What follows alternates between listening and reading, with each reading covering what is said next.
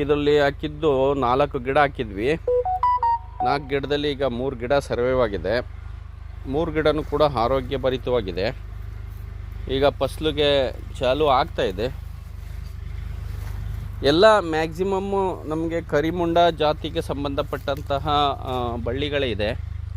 ಆಲ್ಮೆಂಡ್ಸ್ ಗಿಡಗಳು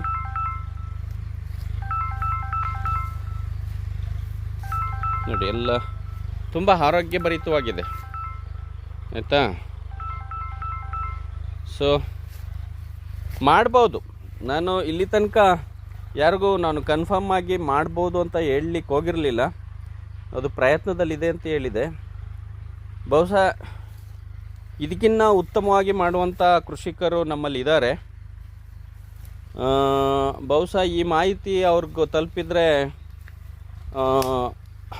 ಅವರ ಒಂದು ಶ್ರಮದ ಫಲವಾಗಿ ಇನ್ನೂ ಹೆಚ್ಚಿನ ಸಾಧನೆನ ಮಾಡ್ಬೋದೇನೋ ಅಂತ ನನ್ನ ಅಭಿಪ್ರಾಯ ಅಷ್ಟೇ. ನೋಡಿ, ಎಲ್ಲ ಈಗ ನೀಟಾಗಿ ಸೊಪ್ಪಾಗಿದೆ. ಹೂವು ಅಲ್ಲಲ್ಲಿ ಬರ್ತಾಯಿದೆ. ಇದೆಲ್ಲ ಹೂವು, ಆಯಿತಾ? ಈ ಗಿಡದಲ್ಲಿ ಸೊಪ್ಪೊಳಗಡೆನೇ ಮೊದಲು ಬಂದಂಥ ಕಾಯೆಲ್ಲ ಇದೆ. ಈಗ ಹೊಸ ಮತ್ತೆ ಹೂ ಬರ್ತಾಯಿದೆ. ಇನ್ನೊಂದು ವಿಶೇಷತೆ ಏನಂದರೆ, ನಮಗೆ ಬಯಲುಸೀಮೆನಲ್ಲಿ ಕಾಳುಮೆಣಸು ಫ್ಲವರ್ ಬಂದರೆ ನೋಡಿ, ಇಲ್ಲಿ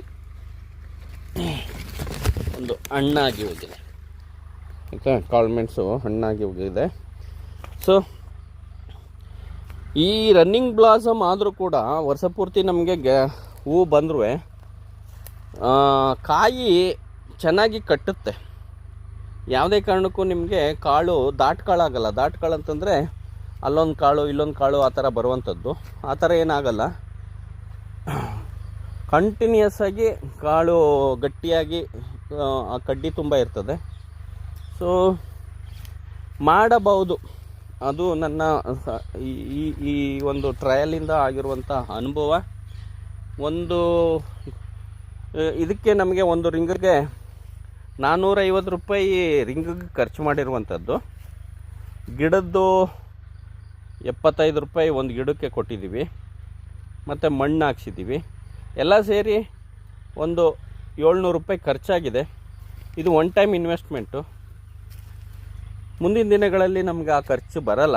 ಖರ್ಚು ಇನ್ನು ಗಿಡ ಮೇಂಟೆನೆನ್ಸ್ ಖರ್ಚಾಗುತ್ತೆ. ಒಂದು ಗಿಡಕ್ಕೆ ಒಂದು 100 ರೂಪಾಯಿ ತನಕ ಖರ್ಚಾಗ್ಬೋದು. ಸೊ 2 ಗಿಡ ಒಂದು ಗುಂಡಿನಲ್ಲಿದ್ದರೆ 200-250 ರೂಪಾಯಿ ಒಂದು ವರ್ಷಕ್ಕೆ ಖರ್ಚು ಬರ್ಬೋದು. ಏನಿಲ್ಲ ಅಂದರೂ 1 kg 1.5 kg ಕಾಳುಮೆಣಸು ಕೊಯ್ಲಿಕ್ಕೆ ನಮಗೆ ಸಾಧ್ಯ ಆಗ್ತದೆ. ಇವತ್ತಿನ